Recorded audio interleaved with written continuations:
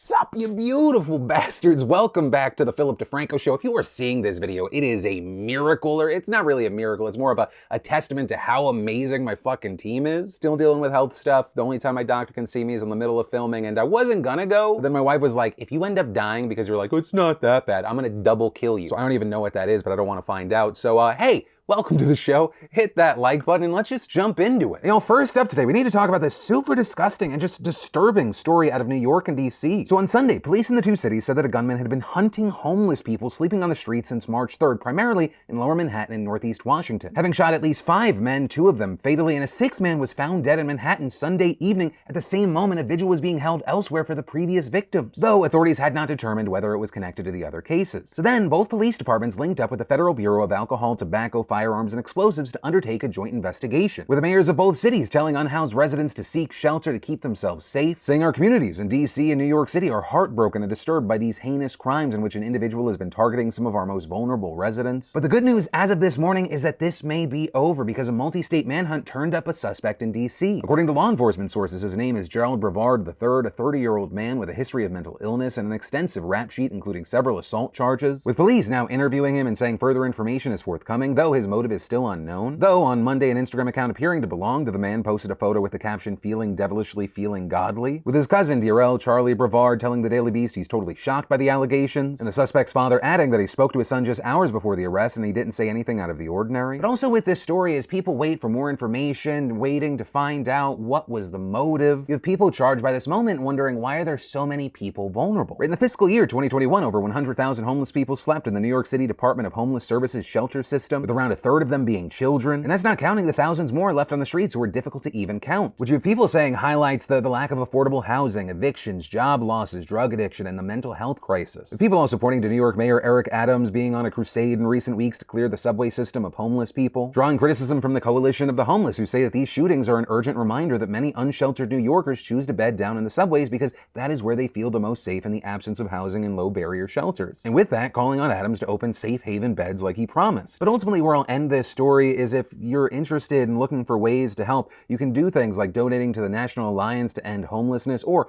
I'll link to other advocacy organizations of your choosing down below. And in the meantime, we'll wait to see what change and information comes from this situation. And then let's talk about the major news and updates regarding Anna Delvey, aka Anna Sorokin, aka the Soho swindler, aka the girl who's responsible for all your friends putting on hybrid German-Russian accents and saying, "You're being so dramatic. The wire transfer's on the way." every time you send them a Venmo request after grabbing dinner. Right now, if you haven't heard of her, or you haven't seen the Netflix series Inventing Anna, which just recently came out and made her famous scam blow up even more, she was convicted in 2019 of defrauding banks, hotels, stealing a private jet, and essentially conning elite New Yorkers into thinking she was an incredibly wealthy heiress. And she finished serving her 4-year sentence in February of last year, but not long after her release, she was taken into ICE custody and arrested for overstaying her visa. And since then, she's been fighting off deportation, but then, based on reports from the past 24 hours, it seemed like she was unsuccessful, though information was pretty murky, with some saying she was either facing deportation or had already actually been deported to Germany, but there were differing stories here. And according to NBC News, her attorney has been unable to contact her, leading him to think that it's possible she may have in fact been deported. But he also said she should not be facing deportation until the 19th because they are still under her time frame to appeal. He also had insiders saying she was set to leave jail and board a plane yesterday, but again, her whereabouts are unclear, with some reports suggesting she still might actually be in the US, with that being notable because she was actually set to appear on the massive Call Her Daddy podcast in an interview from jail that was set to air tomorrow, with the Daily Mail chalking it up to a deportation mix-up, saying she's still in New York, though that report also said the Call Her Daddy episode was previously recorded, so regardless of her deportation status, it should still be in the clear to air. And with that, there is a lot of excitement for that interview. So for a while, there were all these reports where it was kind of unclear until we saw an NBC News reporter tweeting out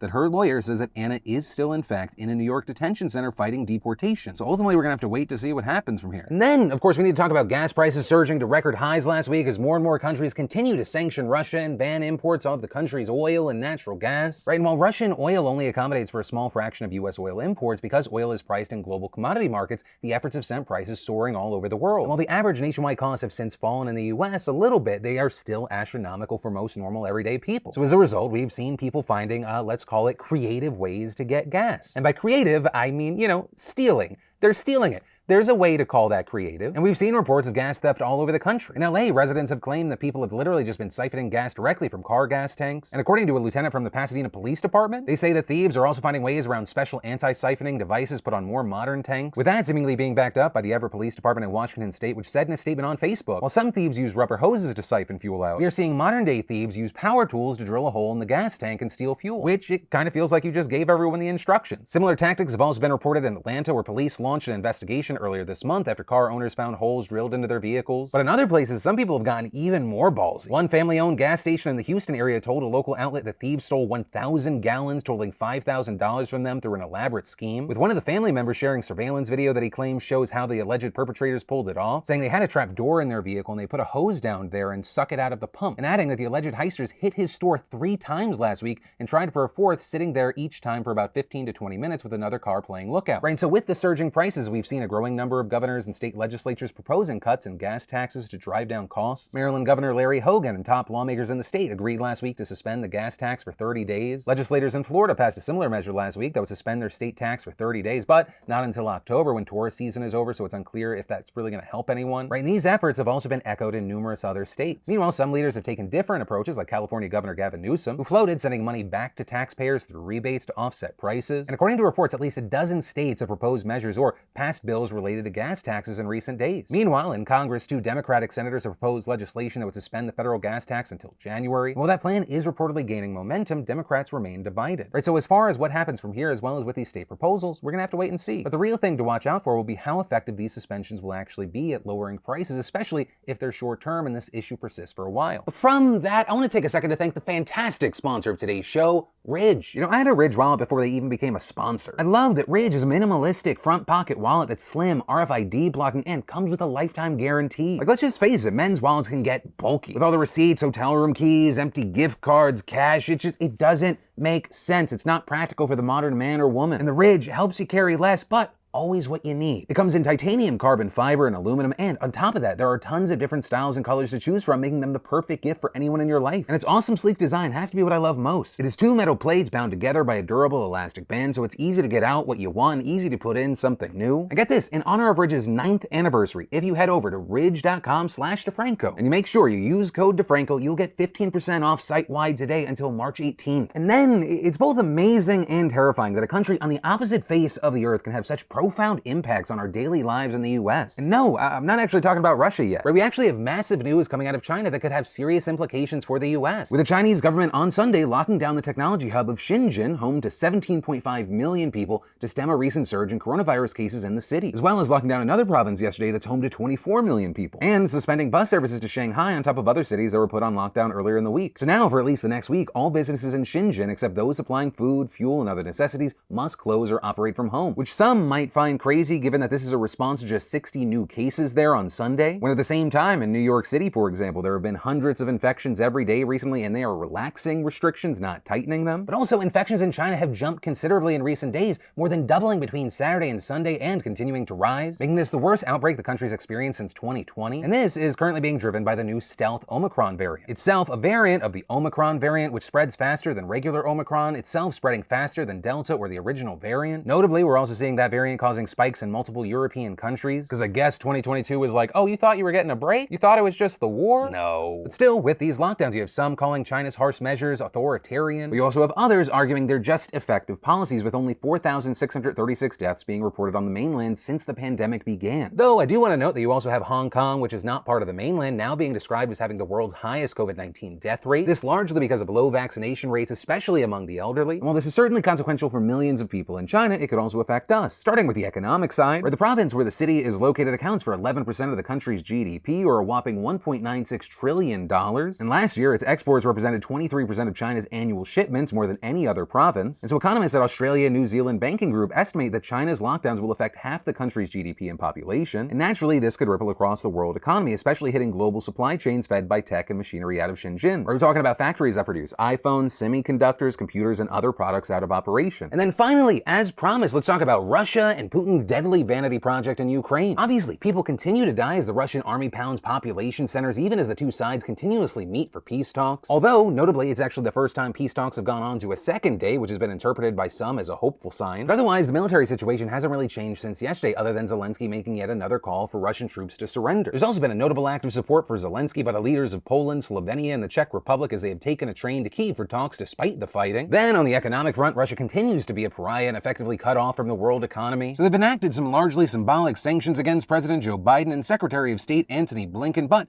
those won't really affect them. Though there are also worries that there could be increased cyber attacks against banks in retaliation for Russia losing access to SWIFT, so expect those headlines soon. And Putin's last real lifeline looked like it was going to be China, but the US has been trying hard to dissuade China from letting that happen, with a State Department spokesperson giving this warning, saying, "We are watching this very closely to the extent to which the People's Republic of China or any country in the world provides support material, economic, financial, rhetorical, otherwise, to this war of choice that President Putin is waging against the government of Ukraine, against the state of Ukraine, and against the people of Ukraine. We have been very clear, both privately with Beijing and publicly with Beijing, that there would be consequences for any such support." We also had American and Chinese officials meeting in Rome to discuss this issue, although we're not sure how those talks are going. Really, the only sign we have of China's position is from a conversation Foreign Minister Wang Yi had with the Spanish Prime Minister yesterday, where he said China is not a party to the crisis, nor does it want the sanctions to affect China. And so this has been seen as one of the most explicit statements the country has made about the issue, and led to some hope that China would join in on sanctions, or at the very least just not help Russia avoid them. But without trying to be too much of a buzzkill, Foreign Minister Wang did give himself an out in those remarks, saying China has the right to safeguard its legitimate rights and interests, and adding that China always opposes the use of sanctions to solve problems, especially those not enacted by the UN. And as far as what happens from there, we'll need to wait and see, but either way, China will likely have a central role, and it knows that. Now, with that said, I want to pivot and talk about some of the courage shown by Russians. And obviously there, I'm not talking about their soldiers, but everyday Russians who are protesting this war, despite full well knowing that they will be arrested. I covered one prominent example of a news producer on my TikTok yesterday, where I'm talking about Marina Ovsyannikova. This is a massive deal because Marina has been central in spreading government propaganda for years and years, and apparently regrets that decision, deciding to run onto a broadcast for one of Russia's main stations carrying a sign that said "No war" in English and "Don't believe the propaganda, they're lying to you" here in Russian. It also looks like she didn't expect to be able to say much after the protest, deciding to pre-record this message. Происходит на Украине, это преступление. И Россия страна-агрессор. И ответственность за эту агрессию лежит на совести только одного человека. И этот человек Владимир Путин. Going on to call it a fratricidal war and lamented of her time spreading propaganda, saying, К сожалению, последние годы я работала на Первом канале, занимаясь кремлевской пропагандой. И мне сейчас очень стыдно за это. And from here, she's facing charges for organizing an unauthorized public event and may face charges for, quote, discrediting Russia's army. She was also hit with a $280 fine for her video message. And while it's, of course, amazing that she did this, she is also hardly the only Russian protesting this war, with reportedly 14,000 anti-war protesters already being detained. And I am just amazed because it takes a certain kind of courage to go out there, often alone, to protest this war, knowing that you are very likely going to get arrested, if not worse. Especially after Russia passed a series of laws that give even harsher sentences for discrediting Russian forces or spreading what they refer to as misinformation about the war. If only for every protester arrested, that was one less day Putin was on this earth. But ultimately, that is where that story and today's show ends. Y'all, as always, thank you for watching, liking, subscribing, being a part of these daily dives into the news. Also, especially on days like today, let me know what you're thinking in those comments down below. It gives me something to scroll through while I just, wait to get poked and prodded. But of course, as always, my name's Philip DeFranco. You've just been filled in. I love yo faces, and I'll see you tomorrow.